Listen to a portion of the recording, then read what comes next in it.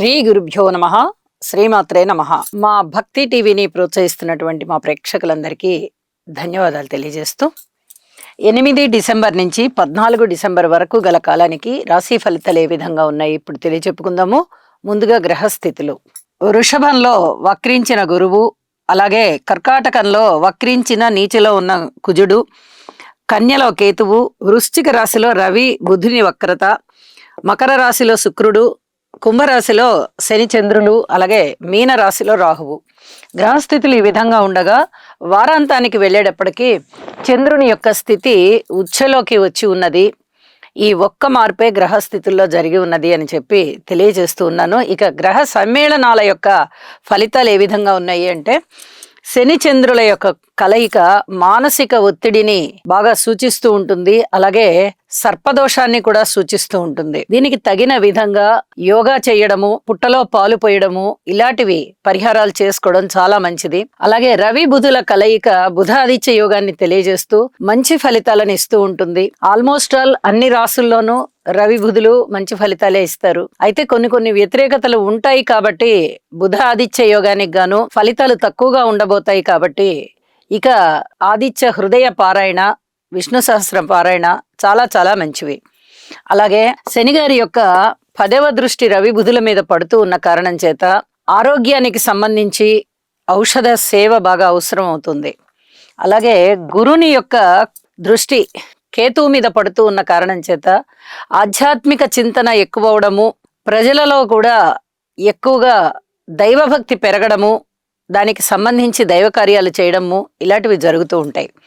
ఇక గురుని యొక్క 7వ దృష్టి రవి బుధుల మీద పడుతూ లాంగ్వేజెస్ కి సంబంధించి గాని లేదా కార్యనిర్వహణ శక్తికి సంబంధించి గాని చక్కటి ఫలితాలు కనిపిస్తూ ఉంటాయి అని చెప్పి సూచన చేస్తూ ఉన్నాను.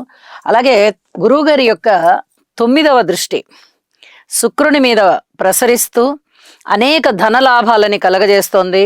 అలాగే లలిత కళలలో ఇక ఎవరెవరు ఏ ఏ వృత్తులలో రాణిస్తూ ఉన్నారో ఆ వృత్తులన్నీ కూడా చాలా బాగా అభివృద్ధి చెందుతూ ఉంటాయి. ముఖ్యంగా లలిత కళలు చాలా అభివృద్ధి చెందేదానికి అవకాశం ఉంది అని చెప్పి తెలియజేస్తున్నాను. ఇక కుజుని దృష్టి శుక్రుడి మీద ప్రసరిస్తూ ఉన్న కారణం చేత ఇక్కడ వైవాహిక జీవితానికి సంబంధించి చిన్నపాటి ఇబ్బందులు ఉంటూ ఉంటాయి ప్రతి రాశి వారికి కూడా. అలాగే ప్రేమికులు ఎవరైనా ఇంకా మేము ప్రేమలోనే ఉన్నామండి, ఇంకా వివాహం చేసుకోలేదండి అనేవారికి కొన్ని ఇబ్బందులు కనిపిస్తున్నాయి. అలాగే కులాంతర వివాహాలు, మతాంతర వివాహాలు కూడా జరగడానికి అవకాశాలు ఉన్నాయి. ఇక కుజుని 8వ దృష్టి శని చంద్రుల మీద ప్రసరిస్తూ ఉన్న కారణం చేత ఆపరేషన్స్ కి ఎక్కువగా అవకాశం ఉంటూ, రక్తస్రావం జరగడానికి ఎక్కువగా అవకాశం ఉంటూ, దెబ్బలు బాగా తగలడానికి అవకాశం ఉంటూ, భూమి తగాదాలకు ఎక్కువగా అవకాశం ఉంటూ, కోర్టు కేసులకు ఎక్కువగా అవకాశం ఉంటూ ఇలాంటి ఫలితాలని సూచిస్తూ ఉంటుంది. అయితే వీటన్నిటికీ పరిహారాలు ఉన్నాయి. జ్యోతిష శాస్త్రం ప్రతి చిన్నదానికి పరిహారం చెప్తోంది. తప్పనిసరిగా నవగ్రహ స్తోత్ర పారాయణలు చెయ్యండి, ఇంటి ఎలవేల్పుని పూజించండి.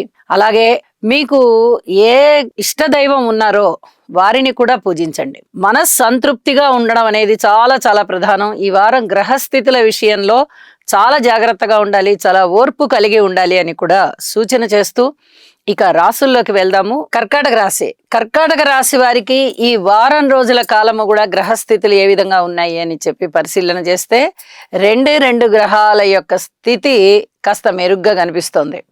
తృతీయ స్థానంలో కేతు బాగున్నారు, లాభస్థానంలో గురువు బాగున్నారు. ఇంకా మరి 2 గ్రహాలే అనేటప్పటికీ మీరు బాగా కష్టపడవలసినటువంటి పరిస్థితే కనిపిస్తోంది. అంటే ధనానికైతే ఇబ్బంది లేదు, అన్నదమ్ముల సహాయ సహకారానికి ఇబ్బంది లేదు, మీ మనస్సంకల్పానికి ఇబ్బంది లేదు. అలాగే పట్టిన పట్టు వదలకుండా చక్కగా విజయాల పరంపర వైపు మీరు దారి తీస్తారు. ఇంతవరకు బానే ఉంది. మరి మిగతా విషయాలలో 7 గ్రహాల అననుకూలత ఉంది అంటే అది మామూలు విషయం కాదు. ఆస్తి తగాదాలు ఉండడానికి అవకాశం ఉంది, ప్రేమ వ్యవహారాలు ఫలించకపోవడానికి అవకాశం ఉంది.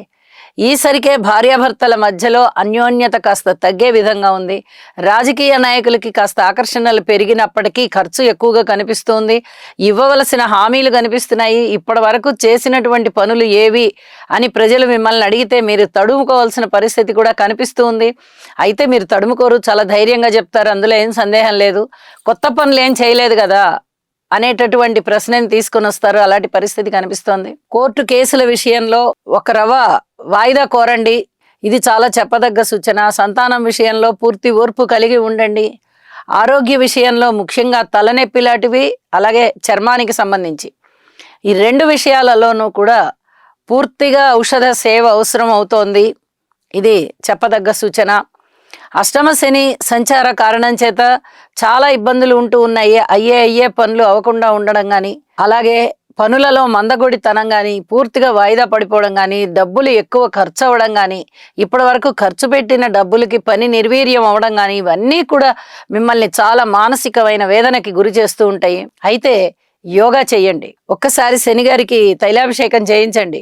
అనేక రకాలుగా మీకు మనశ్శాంతి పెరుగుతుంది అని చెప్పి సూచన చేస్తూ ఉన్నాను. అలాగే విద్యార్థుల విషయంలో ఇంకా కృషిని పెంచాలి. స్త్రీల విషయంలో అత్యంత సున్నితంగా ప్రవర్తించుకోవాలి. వారాంతంలో స్త్రీలకి చాలా బాగుంది అని చెప్పి తెలియచెప్పడం జరుగుతోంది. అలాగే ఉద్యోగ జీవితంలో పూర్తిగా ఓర్పు కలిగి ఉండండి. ఒకనాడు చాలా హై లెవెల్కి మిమ్మల్ని తీసుకెళ్లి మాట్లాడిన మీ పై అధికారులే ఈ రోజున చాలా నిర్లిప్తంగా ఉంటారు. అందుకు గ్రహస్థితులే కారణం తప్ప మీ మీద ఏమీ బ్యాడ్ ఇంప్రెషన్ కాదు అని గుర్తు చేసుకోండి. అదొకటి గుర్తుపెట్టుకోండి. అతి జాగ్రత్తగా, అతి సున్నితంగా ప్రవర్తించుకుంటూ వెళ్ళండి.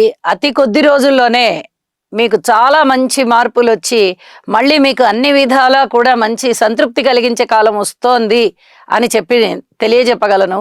వారాంతంలో చంద్రుని యొక్క స్థితి మారి ఉన్న కారణం చేత అన్ని విధాల లాభాలు ఉంటాయి. ధనలాభం ఉంటుంది, అలాగే సన్మాన సత్కారాలు ఉంటాయి.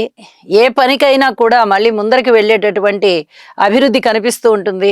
సంతానం పట్ల కూడా కాస్త పట్టు విడుపు ఉంటుంది. కొన్ని అభిప్రాయాలు చాలా మంచిగా మారాయి, మనము ఓర్పు కలిగి ఉన్నందువల్ల చాలా మంచి జరిగింది మనకే అని అనుకుంటారు. ఈ విధంగా అనేక రంగాల విషయంలో మార్పులు వచ్చి మీకు మానసిక సంతృప్తి పెరుగుతుంది అని చెప్పి సూచన చేస్తూ ఉన్నాను. కుజుని యొక్క స్తోత్ర పారాయణాలు చేయడం కానీ, శనిగారి యొక్క స్తోత్ర పారాయణాలు చేయడం కానీ చేసినట్లయితే అధికమైనటువంటి ఆత్మసంతృప్తి కలుగుతుంది అని చెప్పి సూచన చేస్తూ ఉన్నాను. శుభం.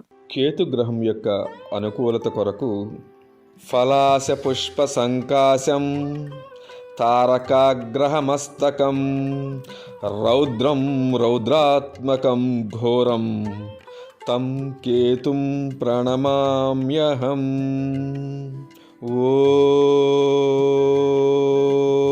ఓం ప్రాం ప్రీం ప్రౌం సహ కేతవే నమః. ఈ శ్లోకాన్ని పఠించటం వలన గ్రహదోషములు ఏవైతే ఉన్నాయో అవన్నీ కూడా నివారించబడి మానసిక ప్రశాంతత చేకూరి దుఃఖ ఈతి బాధల నివారణ ఏదైతే ఉందో అదంతా కూడా మీకు తప్పగా కలిగే అవకాశం ఉన్నది.